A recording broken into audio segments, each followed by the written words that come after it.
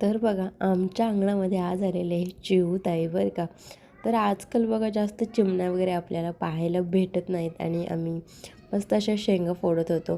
भुईमुगाच्या शेंगा फोडायचं काम चाललेलं होतं. तर त्या चिऊताईने वरून पत्र्यावरून बघितलं आणि हळूहळू ती शेंगाच्या जवळ आली बरं का. आम्ही एकदम तिथेच बसलेलो होतो. शेंगा फोडायचं काम चालू होतं तरीसुद्धा ती न घाबरता आली आणि आम्हीसुद्धा तिला आणलं वगैरे नाही. तर बघा ते आलेलं आहे, तिचं काय चाललेलं आहे, तिची रिॲक्शन आपण पाहूयात. आधी हळूहळू आली, ती घाबरत होती. त्याच्यानंतर जवळ थोडे आली, यायची परत जायची, यायची परत जायची. तर तिने बघा एक शेंगदाणा घेतलेला आहे आणि पुन्हा ती रिटर्न गेली. खूप वेळा तिने असं ट्राय केलं तो शेंगदाणा फोडायचं बरं का.